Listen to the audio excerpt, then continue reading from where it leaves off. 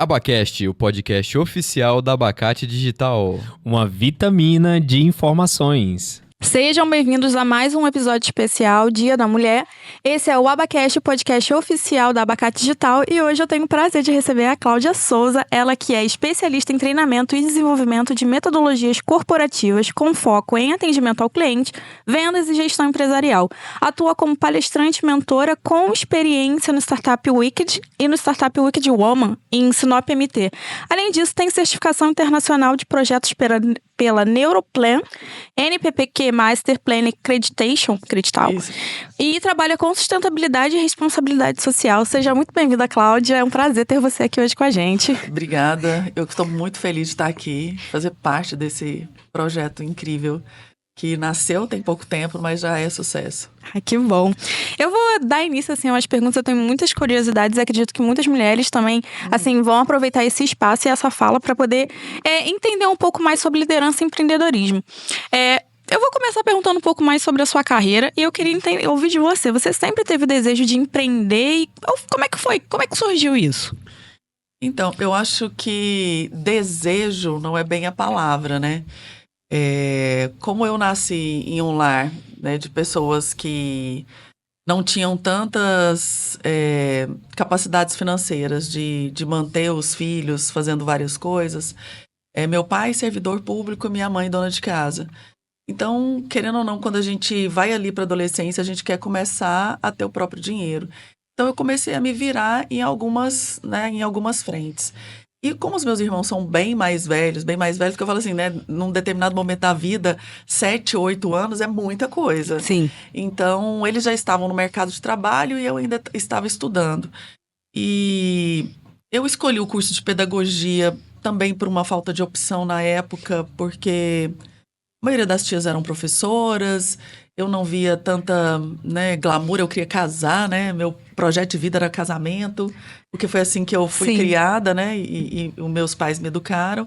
Então, o meu foco era casamento e nada melhor do que, né, ter um diploma ali de pedagogia para complementar, né? Para ser a professora dos filhos, enfim. Sim. E no decorrer do curso, eu fui me deparando com algumas questões, né? Inclusive financeiras, na época da mudança do cruzado, né, real. Então, eu participei de toda essa construção histórica e também da falta de dinheiro que surgia, né, dentro de casa.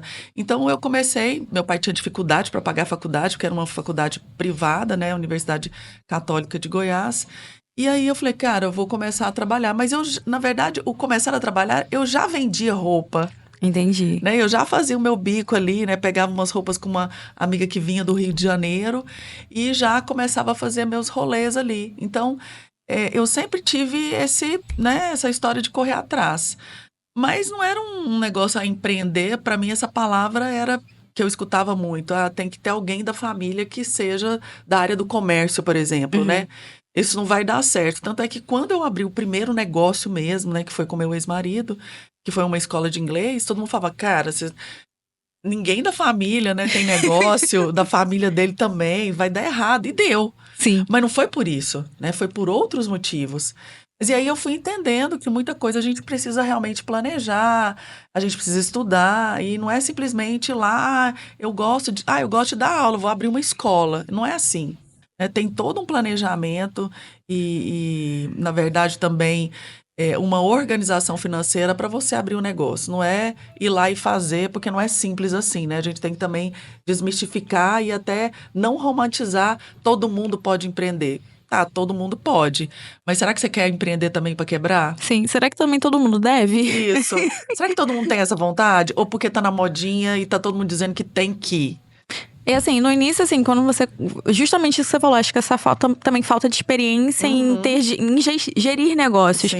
Nesse início, quais foram as maiores dificuldades, maiores barreiras que você encontrou no sentido profissional mesmo, mas de formalizar, que você teve que correr atrás? Porque a gente sabe que quando a gente vai abrir uma empresa, não basta só querer. Foi isso que você tá falando, né? A gente tem que saber das questões burocráticas. Como é que foi isso? Então, essa questão burocrática, eu nem fiquei muito por dentro. Porque, tipo assim, o ex-marido estava à frente. Entendi. Entendeu? Então, assim, olha como é que as construções vão acontecendo.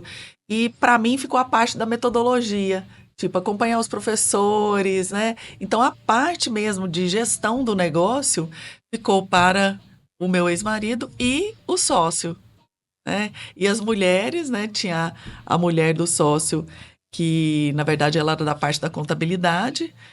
E aí eu ficava como a pessoa que estava ali, né, acompanhando os professores e vendo como é que era a questão, até porque a gente abriu em Recife, a gente não abriu em Goiânia. Ainda teve isso, Ainda né? Vocês teve essa saíram mudança da... de cultura, né?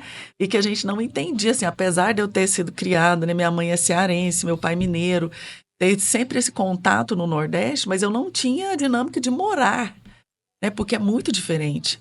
Então, eu acho que a gente pecou desde o momento da escolha do lugar e também de estar focado em ganhar dinheiro, né? Então, assim, o focar era uma franquia, não tinha como dar errado. Era isso que a gente escutava. Achava que era uma receita de bolo, né? Sim, né? Não tem como quebrar sendo franquia. E tem, Sim. né? Existe essa possibilidade. É pequena, mas existe. Então, eu acho que muita coisa você vai também aprendendo a não ter esse olhar tão romântico em relação a algumas questões, ingênuo muitas vezes. E não é porque a gente é aqui do Centro-Oeste, mas eu acho que a gente tem uma cultura que ela é muito, para a mulher principalmente, ela é muito mais de não ver nada negativo em algumas coisas, né? Não ver malícia, Sim. né? Principalmente em relação a essas questões mesmo de sociedade, né? Do que o outro está pensando, será que ele tá desejando o que eu desejo? Então, eu acho que todas essas coisas contribuíram para chegar no final que foi ruim, mas ao mesmo tempo, não é que foi bom, mas eu acho que foi de bastante aprendizado.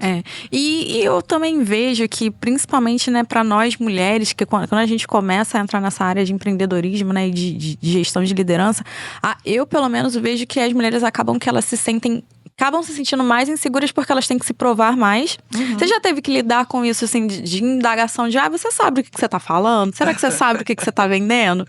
Já aconteceu isso? Eu sempre brinco, assim, que quando eu vou para determinados treinamentos, eu evito falar que a minha formação é pedagogia. Não é evitar porque eu tenho não é nada disso. Uhum. Mas é porque, como eu ainda trabalho na educação, eu sou professora do município de Goiânia, eu sou concursada e trabalho com crianças pequenas, parece que também o olhar da sociedade para esse lugar é de pequenez. É como se isso não tivesse valor e como se a gente não estudasse para estar lá. Então, às vezes eu ia para rodadas de negócio com homens do agronegócio e na hora da apresentação eu pulava, né? Olha, tem informação, mas o mais importante aqui é o que a gente vai falar, da temática, de vendas, e entrava no assunto. E quando chegava no final, gente, tem uma curiosidade para vocês. Além disso que eu contei, eu também sou professora. Aí era a hora da indignação, tipo assim, oi?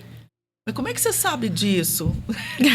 Como é que você, né? Às vezes você saiu tão bem aqui num lugar só de homens. Então, acho que é isso. Acho que é esse preconceito em achar que algumas áreas de conhecimento são limitantes, são pequenas, não cabe, né, para determinados lugares. E eu acho que eu venho desconstruindo em alguns momentos essa falácia, né, de que ser professora de criança pequena e também ser empresária, e também ser mãe, e também ser um monte de outras coisas, a gente dá conta. Sim. Né? Mesmo tendo, né, todas as mazelas aí das fragilidades emocionais, né, que vão nos acometendo, mas a gente vai dando conta dentro dos nossos limites, né? Eu acho que às vezes o mais difícil para a sociedade é aceitar que a mulher ela pode sim ocupar vários lugares. Uhum. E eu acho que esse é o mais difícil, né? Porque como assim ela consegue dar conta da casa? Como assim ela consegue dar conta dos filhos? Como assim ela consegue dar conta do trabalho? Uhum. Ser uma excelente líder? Como assim, né? Acho que causa uma certa indignação e até mesmo quando a gente... E uma certa romantização, porque sim, não deveria ser. Uhum. A gente não deveria ter tanta sobrecarga. Uhum. Mas é sempre aquela história, mas a mulher ela é mais forte, ela consegue lidar mais. Eu acho que é esse lugar que a gente tem que começar. Eu acho que até um pouco você falou ontem na sua palestra, é nesse lugar que o homem, como que é o papel do homem nesse lugar? Uhum. Assim, como que a gente consegue instruir ele? Porque a gente sabe que também o homem ele vem de toda uma construção estrutural. Então, como que a gente alerta esse cara? Então, e é bacana assim, porque eu tenho um filho, um homem, né? Eu tenho um casal.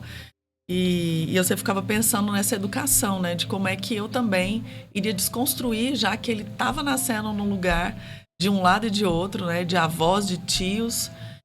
de uma família, estruturalmente falando, machista, tradicional. E eu acredito que hoje, olhando, né, eu acho que eu tenho cumprido esse papel, porque ele é um menino extremamente sensível. Mas é isso, eu acho que é com exemplo, né? Assim, a gente não tem como construir alguém, construir determinados caminhos para as pessoas se a gente não for o exemplo. E eu acho que até a própria escolha dele profissional também teve um pouco, e ele fala isso para mim, né? Da experiência que ele foi vendo em mim, né? Como professor. Hoje ele como historiador da arte, ele vê o quanto é difícil o lugar, né? Não é um lugar fácil, eu sempre disse isso para ele, que seria difícil a questão do mercado de trabalho, mas ele também tem essa consciência do quanto ele precisa também trabalhar em relação a várias questões. E quando eu vejo ele tratando as meninas, né, acolhendo elas nos sofrimentos variados da faixa etária dele, né, dos 23 anos, eu vejo assim que, poxa, valeu a pena ter batido tanto em algumas questões que para mim eram muito importantes, que eu fui desconstruindo. Eu não nasci assim, né, e também não aprendi assim. Eu estava até comentando hoje, agora de manhã, com a Raquel, do quanto algumas falas das mães, né, impactam a gente, e o quanto isso vai também nos endurecendo e fazendo com que a gente, querendo ou não, a gente quer estar nesse lugar né, dessa mulher que está ali sendo provida por alguém, mas ao mesmo tempo também de se libertar dessas amarras que a gente fica o tempo todo. Ai, será que... Às vezes a gente não vai dar conta de tudo, tá, Thaís? E eu acho que isso é importante dizer. Eu tô nos vários lugares e às vezes até no lugar onde eu trabalho, né, enquanto servidora pública, as pessoas me questionam. Nossa, mas como é que você dá conta? Eu falei, não sei se eu dou conta. Eu vou tentando, né, dar os meus jeitos. Você faz o melhor que consegue. Isso. Então, assim, a gente vai tentando quebrar também essas barreiras de colocar isso. Ai, eu tenho que. Não, eu não tenho que. Mas eu vou me esforçar para aquilo que é o meu desejo, aquilo que eu quero fazer, mas nem sempre sai 100%. Nem sempre eu vou conseguir atingir a maioria das pessoas. Mas eu vou dizer aquilo que eu vim construindo com as minhas leituras. Eu acho que com os encontros que eu tive com mulheres fodásticas, assim, e que transformaram o meu olhar. Poxa, eu também posso pensar diferente, eu também posso estar em lugares diferentes. E eu acho que isso é construção e desconstrução o tempo todo, né? Como eu falei ontem, não é uma coisa simples e que acontece do dia para a noite. Eu tenho 50 anos, então essa desconstrução, ela já vem acontecendo aí há uns 20 anos, e ela é no dia a dia, errando, acertando, ainda fazendo algumas ações machistas, quando você vê que você já está fazendo, mas é tipo parar e estar consciente disso. Pô, peraí, você desculpa, não era assim, né? Queria fazer de outro jeito. E eu acho que é esse o movimento. A gente não tem que achar que está pronta e porque leu, né, algum livro específico do feminismo. Já se tornou especialista no assunto. Ai, né? Eu já li lá Bell Hooks, eu já li um monte de outras autoras e pronto, estou pronta para... brigar por causas. Eu não estou pronta para brigar com ninguém. Eu quero dialogar, eu quero estar junto com mulheres que consigam discutir, não, né, aceitando tudo, mas podendo fazer uma coisa construtiva onde cada um ali vai contribuir na minha formação, eu na dela. Então, eu acho que é esse o movimento que a gente tem que fazer. Poxa, muito bacana. E isso realmente ele é muito importante, né? Porque as pessoas acham que a desconstrução, ela vai acontecer hoje. Não, ela é ela é ao longo de uma grande jornada que a gente tem que estar cada dia. E foi isso que você falou, é muito estrutural. Às vezes a gente tem um ato porque a gente já foi ensinada, assim. Daqui a pouco a gente tá, caramba. Mas eu acho que é esse parar e falar assim, opa, tem alguma coisa errada aqui com a minha fala. Deixa eu refletir de novo e vamos ver onde que eu posso melhorar, porque é pra mim. Então, assim, acho que essa questão da desconstrução, ela tem que ser muito pontuada, porque é justamente o que você falou, ler um livro já acha que se tornou especialista do assunto. Não é bem assim que funciona. Exatamente. E é interessante a gente também ter essa consciência, né? Eu acho que hoje, mais do que nunca, e ontem também coloquei lá, né, para o público, principalmente para as meninas, também uma desconstrução de achar que eu não preciso de ajuda. Então, muitas desconstruções que eu fui fazendo também foram na terapia. Né? E que em muitos momentos eu não tinha como pagar. Mas aí eu tinha uma amiga que tinha contato com uma psicóloga, que aí ela fazia um valor social e que ali eu batalhava para poder ter aquele espaço, para poder estar dialogando com alguém, com uma outra mulher, né? Então, falando das minhas angústias, falando das minhas dores. E eu acho que é nesse processo, quando a gente não dá conta de fazer sozinha, a gente precisa buscar uma ajuda profissional. Então, a gente também desconstruir esse lugar de que é coisa de gente maluca, não vou no psiquiatra, não vou tomar remédio, Sim. porque isso vai me fazer mal. Não, vai ter momento que eu vou precisar. Aí alguém até ontem brincou assim, tô medicada, vou até tirar meu remedinho aqui. Né? Então, porque hoje é isso, né? A gente está num mundo, numa velocidade muito grande de informação e a gente precisa estar bem, mas a gente precisa estar bem não para o outro, para a gente. Né? A gente precisa deitar e levantar e pensar, poxa, hoje o dia foi realmente incrível porque eu resolvi e quis fazer alguma coisa para mim. Né? E isso é muito difícil para nós mulheres, porque a nossa educação é do cuidar, é do outro. É para fazer sempre pelo outro. Né? E parece que quando eu não faço pelo outro, nossa, como monstro. Eu fui egoísta. Nossa, por que eu... Né? Então, eu tinha muito isso comigo. A minha primeira viagem que eu fiz, meus filhos eram pequenos, eu ganhei uma viagem do meu irmão, que hoje é meu sócio, e era uma viagem que era o meu sonho da vida, ir para a França, conhecer Paris, né, numa passagem de ano. E eu ficava assim, nossa, gente, mas eu não vou levar meus filhos. Aí, num primeiro momento, eu pensei assim, nossa, Beto, não vai dar para ir, assim, porque não tem eles, eu não vou. E aí, depois eu falei, não, eu preciso, né, ter esse momento. E eu acho que foi um momento muito libertador. Porque naquele momento eu enxerguei, gente, eles são dois seres que estão fora do meu corpo, eles vão ter vida própria e eu preciso também ter a minha vida, porque naquele momento eu já estava divorciada e já estava ali no recomeço de um monte de coisas e revendo várias questões que eu fui me deparando de que a minha construção até ali tinha sido muito dolorosa comigo. Né? Eu tinha sido muito boa para os outros, mas para mim eu tinha sido péssima. Porque as minhas escolhas eram só para o outro e não para mim. Mas é muita terapia, assim, é muita leitura, é muito bate-papo com pessoas que realmente vão nos ajudar, porque vai ter muita gente para dizer assim, não, é isso mesmo. Não, tem que aguentar. Tem que aguentar firme, não separar de jeito nenhum. Aguenta essa situação aí, ela vai passar. É um surto. É sempre um surto, né? E até quando será esse surto? E eu vou ter que fazer parte desse teatro? Exatamente. Né? Eu vou até puxar um gancho. Cláudia, você falou na sua palestra que você cresceu num lar machista. Como é que foi crescer num lar machista? E como é que foi, assim, fazer essa desconstrução? Porque você falou, foram 20 anos. Mas como é que o start? Você falou assim, caramba, tem alguma coisa errada aqui. Eu acho que alguns starts eu tive na universidade, porque eu tive muitas mulheres incríveis, inclusive na área da história, da sociologia, né? Mas teve uma específica da psicanálise, da psicologia da educação, que foi a Glace Roure, que fazia psicanálise na Unicamp. Então, assim, ela sempre me falava de questões que me deixavam intrigada.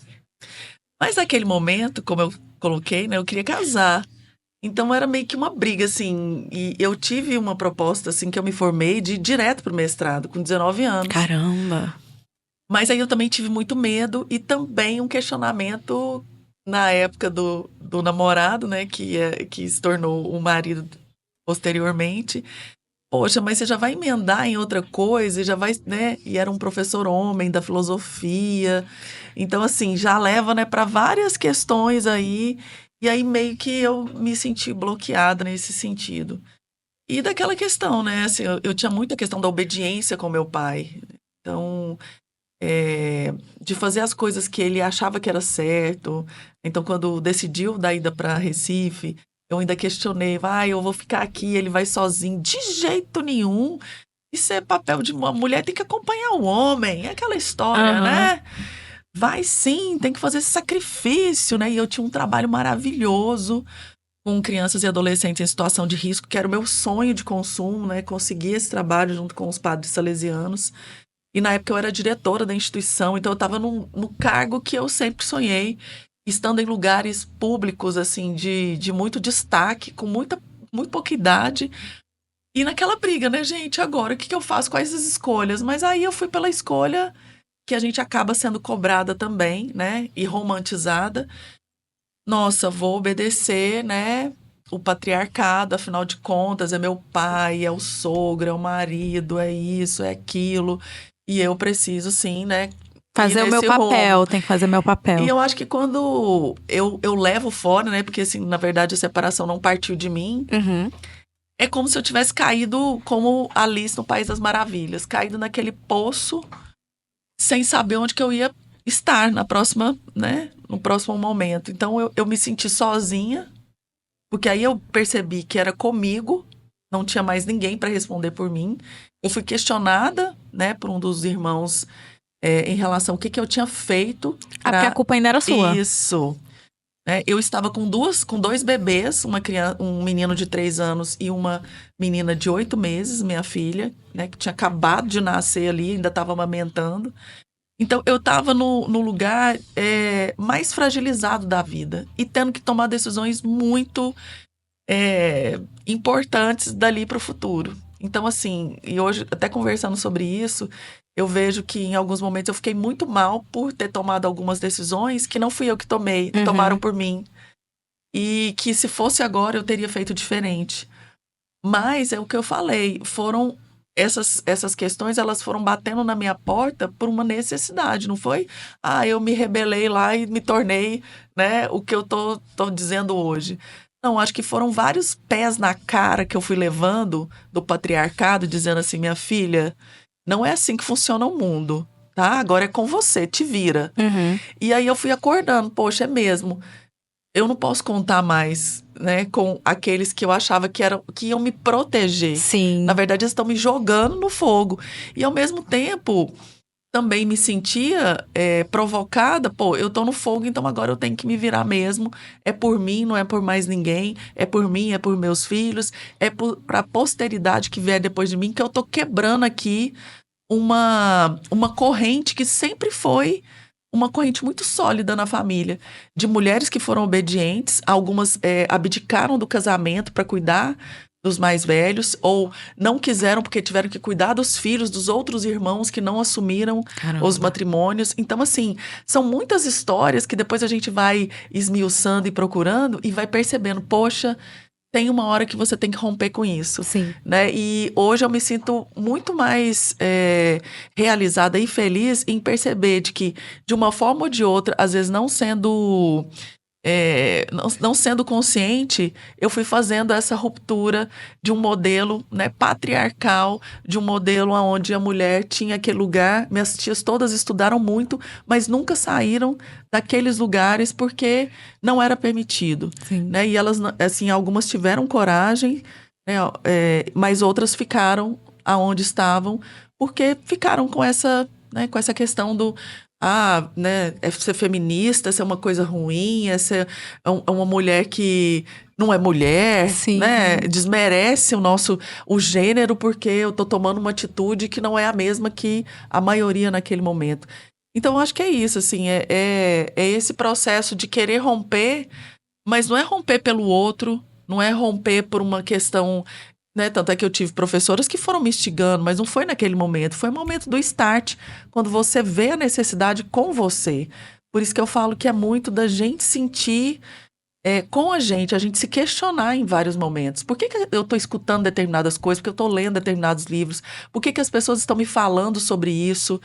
Ou eu vou para uma terapia, a terapeuta me faz uma determinada pergunta, porque antes de casar eu fui para terapia. Eu tava tendo conflitos no trabalho, Já e chegou tava. lá, a psicóloga, a primeira coisa que ela falou assim, você já falou muito do seu trabalho, e você? Sim. E aí foi quando eu abandonei, eu falei, gente, essa mulher tá querendo que eu não quero case. mais. Não quero. Então a gente também vai brecando, né? Algumas pessoas que vão entrando na vida da gente e dando algumas chacoalhadas. E não é fácil, porque, né, é uma criação inteira naquele lugar.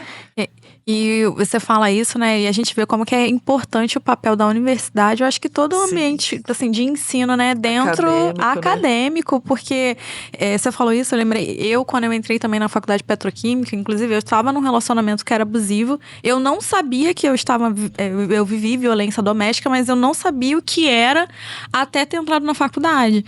Até perceber que não dava mais pra poder dar desculpas que foi a porta, que foi cair da escada, que foi um esbarrão. agressão e entender que eu estava sofrendo uma agressão, mas eu só fui ter essa consciência quando eu entrei na universidade. E foi de uma maneira onde, assim, a professora chegava e perguntava, olha, mas me questionava, fazia com que eu me questionasse, porque eu justamente entrava nesse lugar onde meu pai perguntava e falava assim, mas o que foi que você fez? O que você aprontou agora? Porque eu sempre fui uma menina que questionei muito, eu sempre questionei muito, inclusive eu fui expulsa da catequese, convidada a me retirar. Eu fiz curso também, curso normal, né? O curso normalista, né? Formação de professores. E eu fui convidada a me retirar porque eu questionava demais. E eu ficava, mas por quê? Mas como que eu vou chegar dentro de uma área periférica e falar...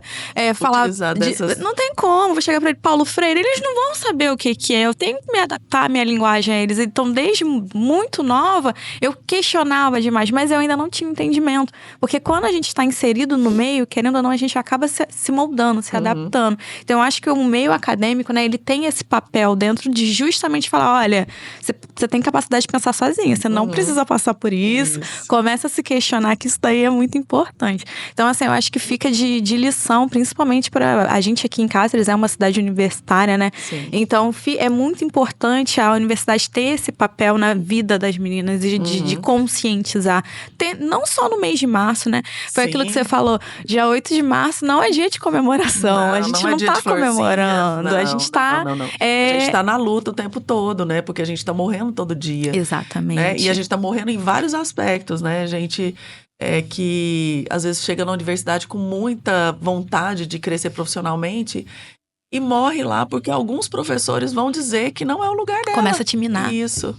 Né? Que não é. Inclusive, conversando mais cedo com uma amiga, que também é uma pessoa que fez muitas mudanças, inclusive de leituras, né? Quando eu falo de Bell Hooks, ela é uma pessoa que me ajudou muito nessas leituras de mulheres negras, que é a Cecília, que terminou o doutorado dela agora, em Brasília. Ela é da área da psicologia, mas ela também é da pedagogia, ela também é professora do município.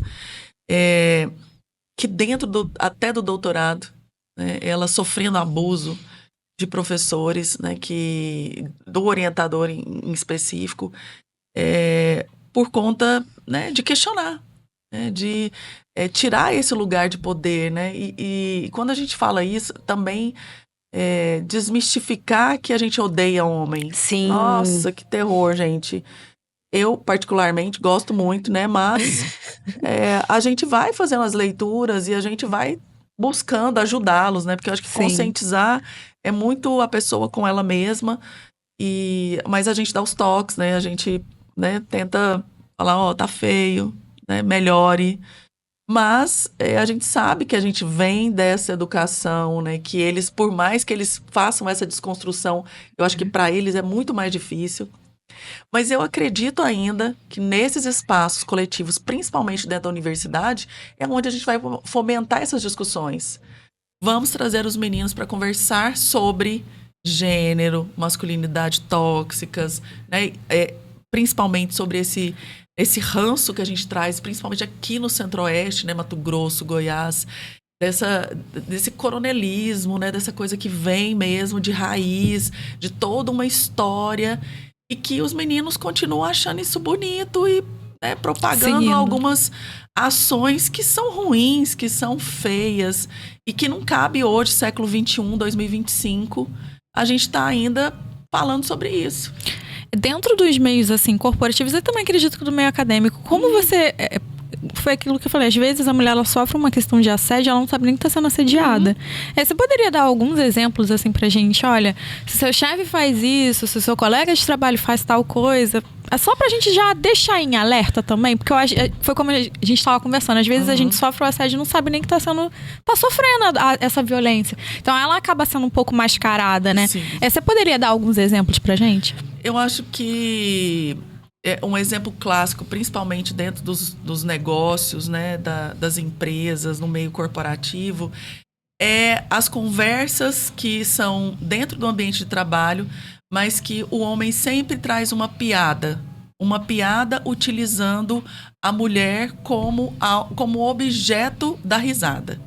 Então começa com umas brincadeiras que eles chamam, isso é só uma brincadeira, né? A gente vai falar do corpo, vai falar da imagem, da tatuagem. Então, acho que a gente precisa começar a se preocupar quando essas conversas, essas piadas, as indiretas começam a surgir no ambiente de trabalho.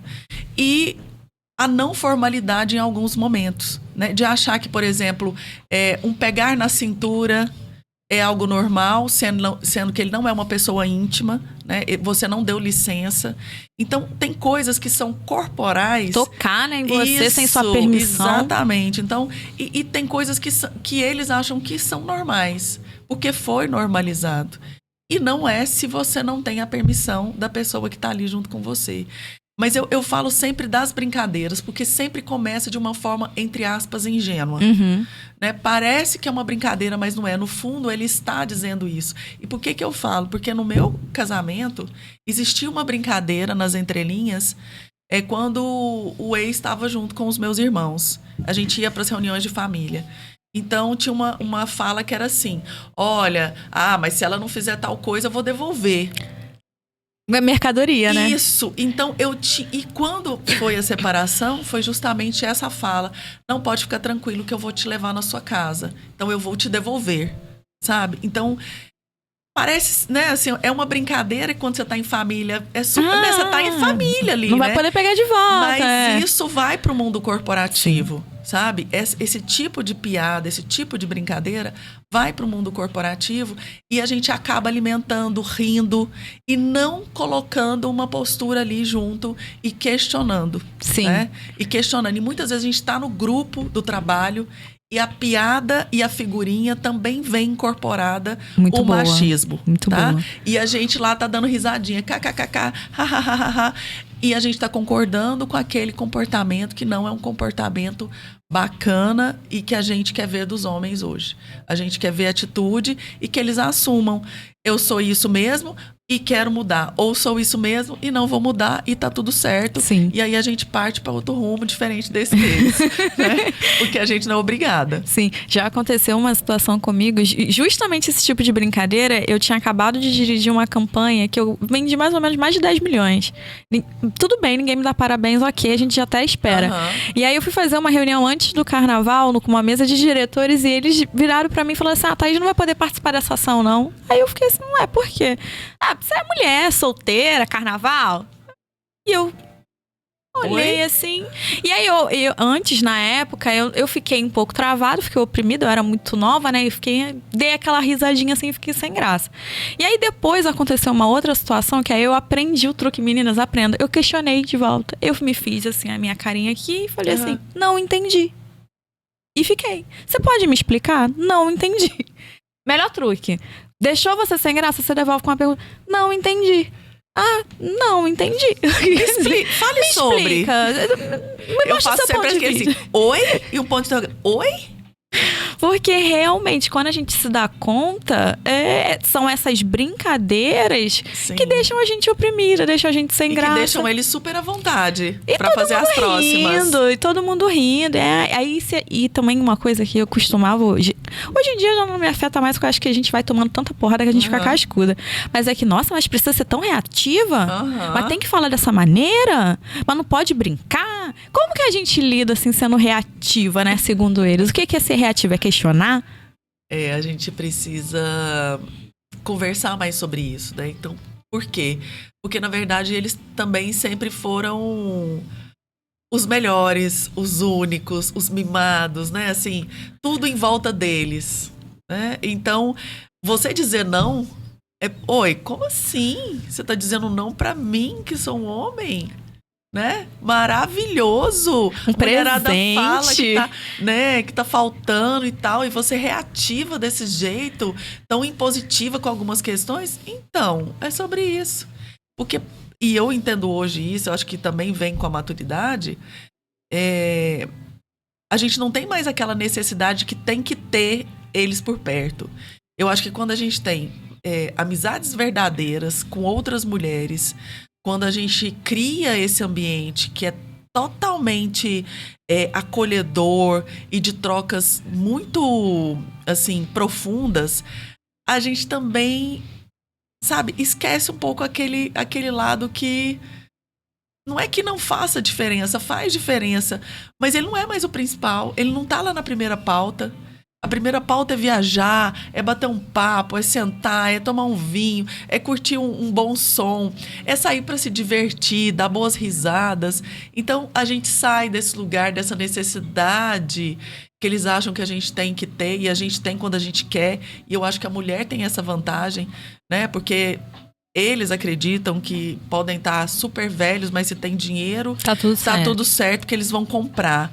Com a gente não, a gente pode estar mais velha possível e a gente vai estar com todo o fogo e com todas, né, as questões ali afloradas para qualquer momento que qualquer homem tiver afim e se eu tiver afim.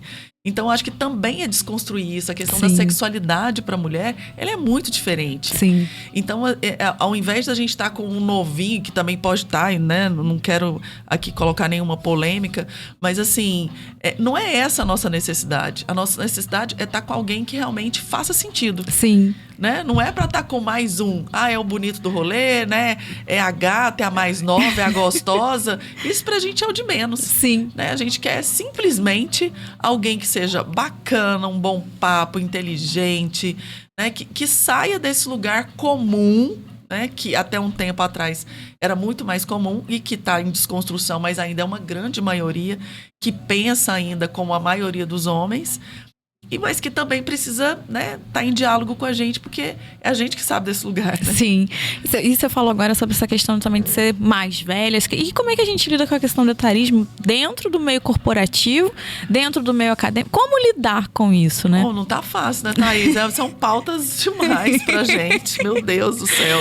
É quando a gente é nova, porque quando, né, saí da universidade muito jovem, fui assumir uma direção. É muito jovem, só tem 20 anos. Aí, quando você fica mais velha, nossa, mas ela já tem 50. Ah, mas não tá com corpo tal. Ah, mas não faz plástica. Ah, mas não... Ah, e o cabelo branco. Gente, a gente vai ter inúmeras dificuldades dentro desse mercado. Mas eu acredito que essas mulheres que já estão em determinados postos, que vão nos inspirar, como muitas hoje estão e já estavam há um tempo atrás, que eram jovens e se tornaram mulheres super interessantes e mais velhas, né? Aí as artistas que estão aí, que falam sobre isso, Cláudia Raia, Ingrid Guimarães, né? Tantas outras mulheres, Mônica Martelli. Então, assim, mulheres que nos inspiram no sentido de dizer, olha, estamos 50 a mais, mas podemos muito. Ainda estamos, porque hoje eu me vejo, né? E ontem eu fiquei pensando sobre isso, falando para aquele tanto de gente lá, que eu nem imaginei que eram tantos homens. Deu bastante, fiquei né? um pouco preocupada, mas eu fiquei pensando assim, falei, cara, eu acho que eu ainda tô na fase inicial de tanta coisa que eu ainda quero aprender, tanta coisa que eu ainda quero fazer de troca com as pessoas, nos lugares aonde eu estou. Então, assim, e nos lugares que as pessoas me convidam para estar. Porque eu acho que eu estou no meu ápice, porque, né, os filhos já cresceram, né, a questão da estabilidade financeira, ela, né, não está 100%, mas ela já aconteceu de uma forma ou de outra. Então, hoje eu quero me dedicar às coisas que realmente fazem sentido para mim. E estar com aquele público, poder fazer essas trocas, né, num lugar que eu gosto muito. O estado de Mato Grosso sempre recebeu muito bem. Sempre tive trocas incríveis com mulheres maravilhosas aqui no estado. Então, assim, nossa, eu quero estar muito mais nesses lugares, nesses espaços, fazendo essas trocas com gente da área da computação, com gente da área do direito, né? A gente não tem que estar só com os parzinhos, com as coisas tudo iguaizinhas, né? E eu acho que é essa multiplicidade, né? Essa miscigenação de conhecimento é que faz toda a história ser muito mais bacana e divertida. Então, eu tô no início. É como se eu estivesse lá com os meus 20 anos, saindo da universidade e querendo experimentar todas as coisas que eu ainda não consegui experimentar em relação de conhecimento, conhecer novas áreas, estar em lugares diferentes. né? E não só na questão de viajar e conhecer, porque como eu falei ontem, o Brasil é uma riqueza. Sim. Né? A gente desconhece muita coisa daqui e valoriza muito de fora. E a gente tem mulheres muito fodas, muito boas, incríveis, doutoras, pós-doc, e que muitas vezes vão para fora porque não tem espaços aqui no Brasil, não são acolhidas pelas instituições de ensino do próprio, né, do próprio país. Então, eu acho que a gente ainda tem muita coisa para contribuir. E, se Deus permitir, né? Se a gente tiver muita saúde Vamos ainda, seguindo. estamos juntos aí durante muito tempo. Assim espero. Também. E a gente acha, né, que, nossa, avançamos muito. Avançamos, mas ainda precisamos de muito Queremos deixar uma mais. estradinha aí para as que estão vindo, né? Sei que muitas correram para que pudéssemos andar, mas a gente ainda tem um caminho muito longo ainda a ser percorrido. E eu acho que ontem foi uma discussão muito importante ter sido levantada, porque a gente vem vendo aí alguns retrocessos. Sim. E a gente está criando meninas dentro desse retrocesso nos lares. Nesse lar maravilhoso, né?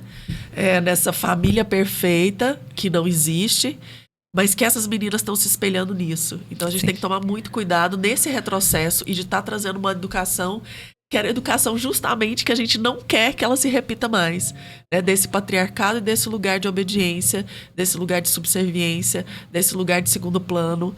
Então eu acho que agora a nossa luta, ela ainda é mais importante e a gente precisa muito mais trazer essas pautas para serem discutidas. Verdade. Retornamos mais um bloco aqui com a Cláudia. Nossa, tá sendo um bate-papo tão legal, tão maravilhoso e enriquecedor, né? Nossa, tô extasiada. A gente tem falado muito de ontem.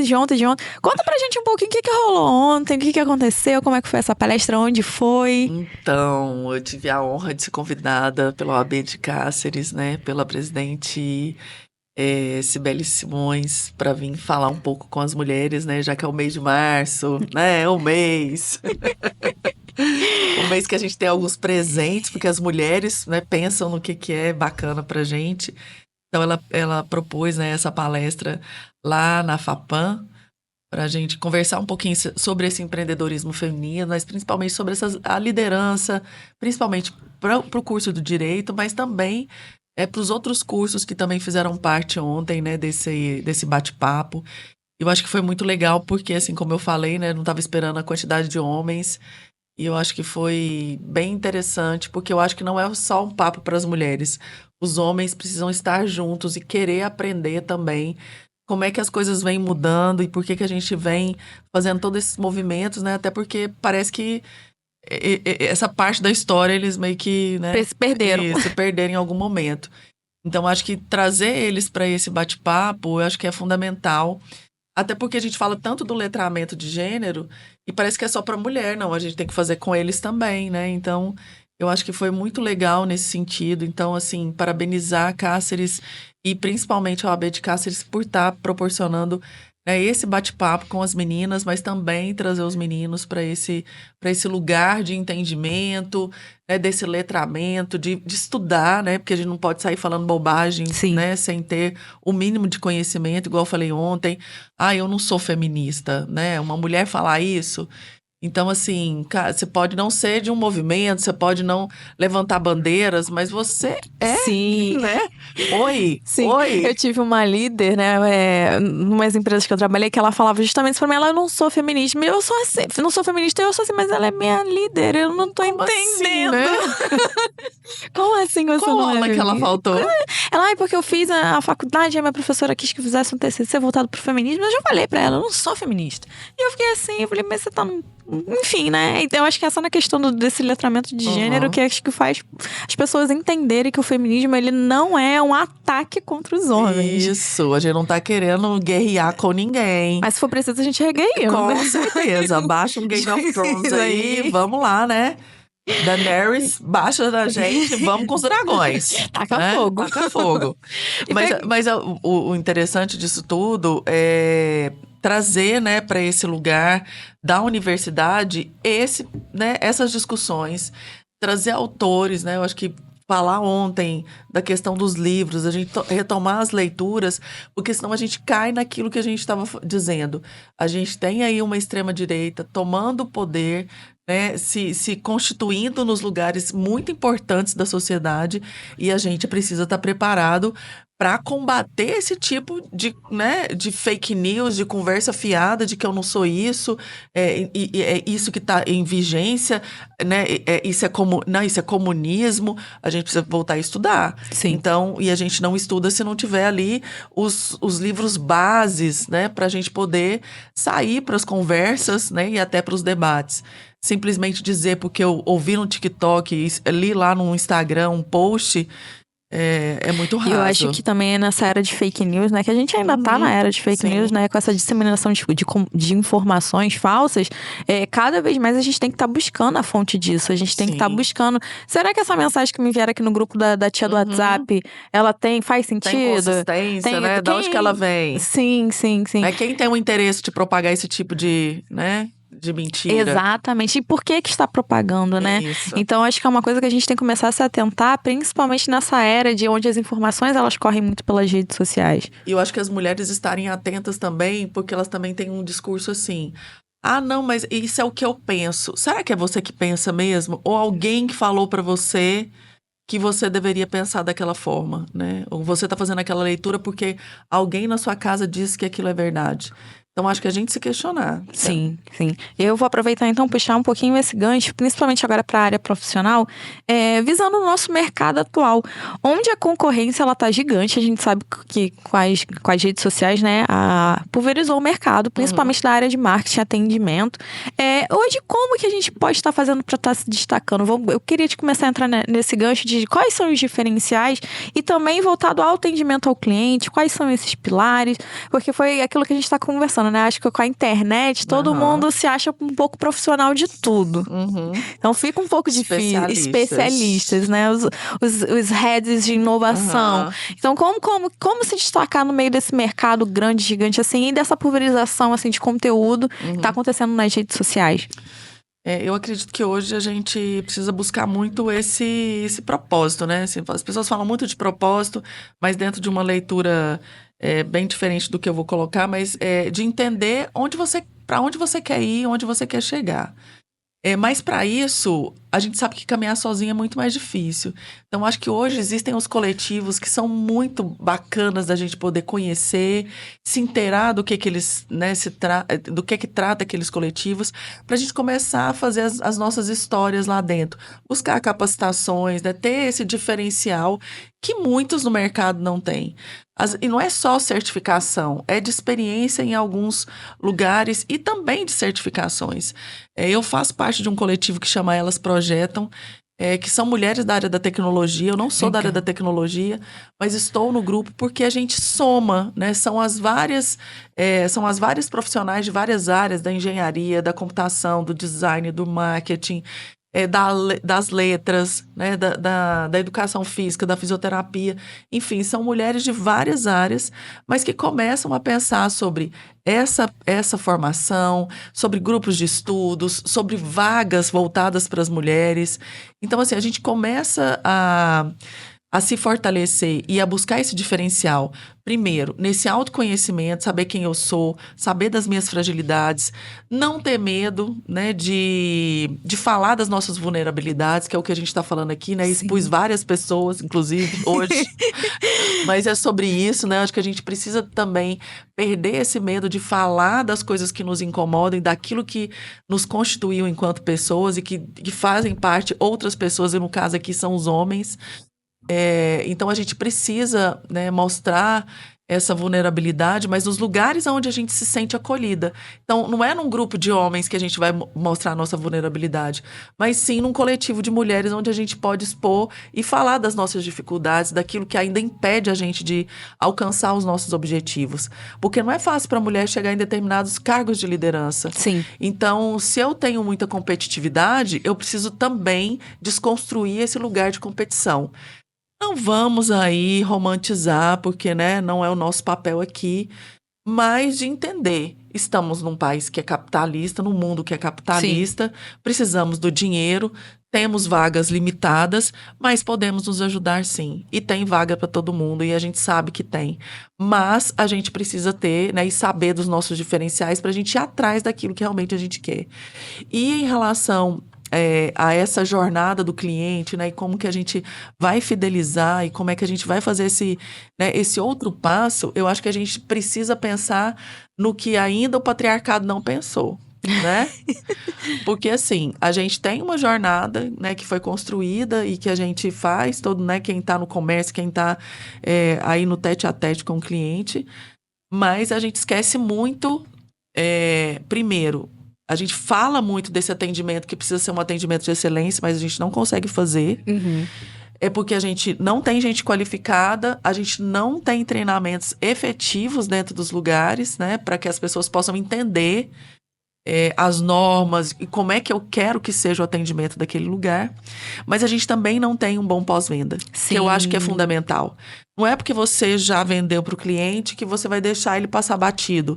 E como é que eu deixo também de romantizar dentro das próprias plataformas que existem, das redes sociais que existem, para ficar numa conversinha de, né, mundo cor-de-rosa. Oi, florzinha, e trazer uma conversa mais profissional, mais dentro daquilo que a gente está aí no mercado para mostrar. Sim. Então, também desmistificar esse lugar de que com a gente é tudo, né, florzinha, tudo é amorzinho, tudo é no diminutivo, porque a gente é mulher e a gente faz uma devolutiva, um negócio muito mais aconchegante. Não é isso. Eu acho que a gente tem que mudar esse formato de enxergar esse tratamento, tanto nas redes sociais quanto no atendimento tete-a-tete com os clientes. Nós, mulheres, temos um papel e um lugar profissional, que não é, né, esse lugar aí de fofurinha, de coisinha sensível.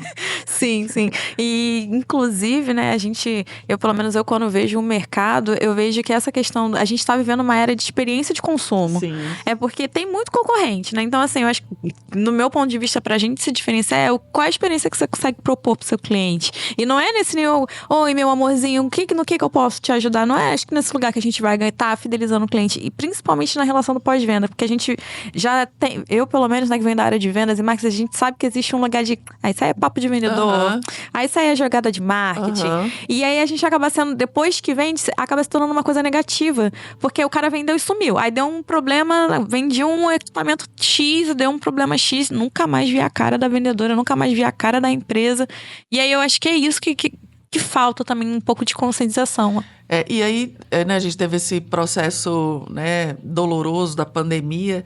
E eu acho que muita gente utilizou da sua excelente oratória para vender coisas que eles nunca, né, construíram, consumiram e fizeram fortunas.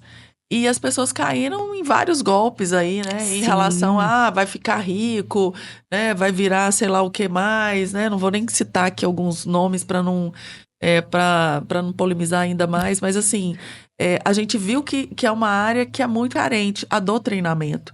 Mas será que quem treina já passou pelas experiências que diz que passou? Sim. Então, assim, não dá para falar de venda se eu nunca vendi.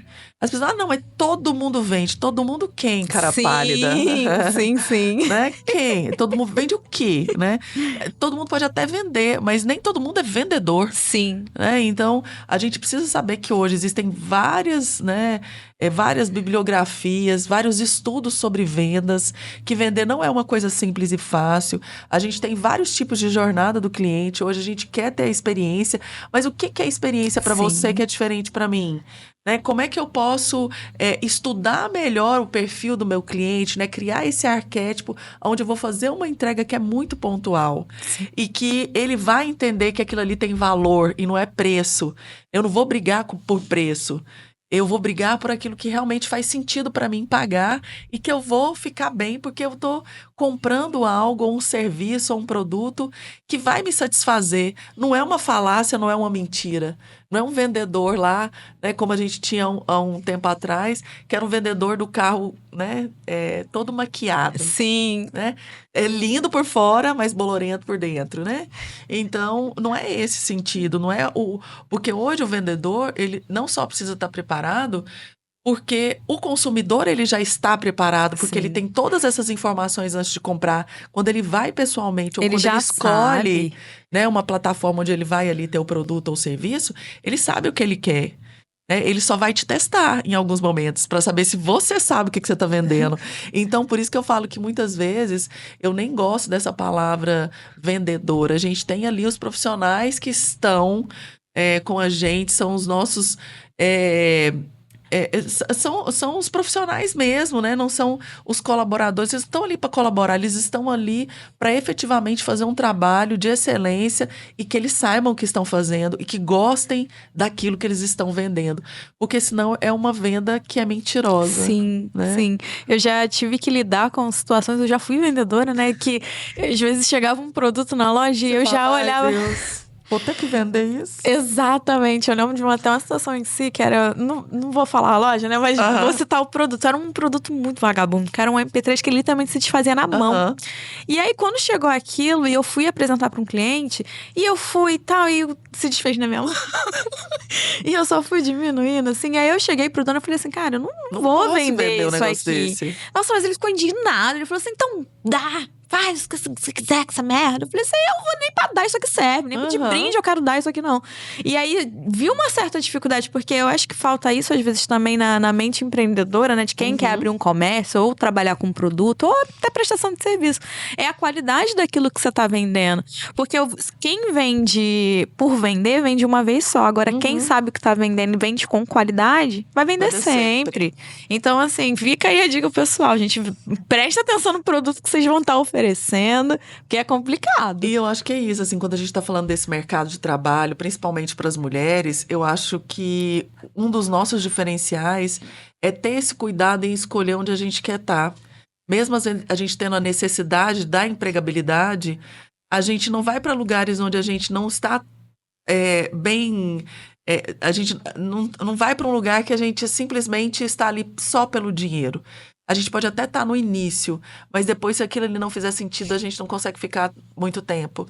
Então, acho que esse é um diferencial que a gente precisa cada vez mais trazer isso para as discussões e a gente se profissionalizar naquilo que a gente vai escolher, né? No caso, quando a gente quer empreender. Porque aí a gente faz com mais propriedade, com mais gosto. A gente sente, né, aquilo que eu também falei na palestra que a gente conversou ontem. O mundo do trabalho vai ter coisas boas e coisas ruins, como tudo na vida, é a vida, né? Sim. Então, a gente vai trabalhar com o que gosta, mas vai ter algum momento que tem coisas que a gente não gosta. Mas a gente precisa, né, transformar e olhar para aquilo que realmente faz sentido pra gente.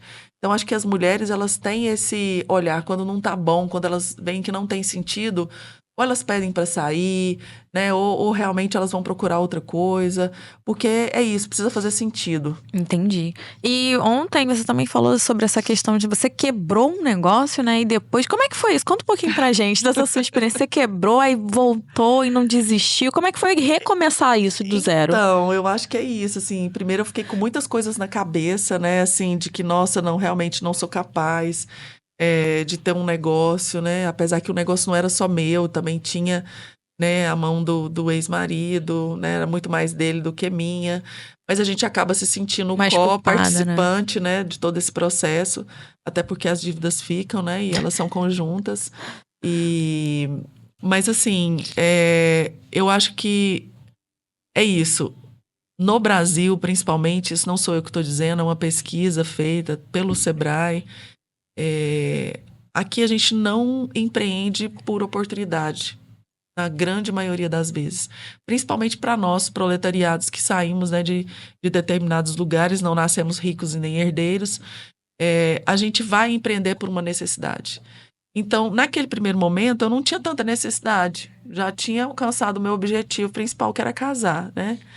Então, todas as propostas que vinham eram bem aceitas, porque, enfim, né? Tinha uma família que ali ia dar um suporte.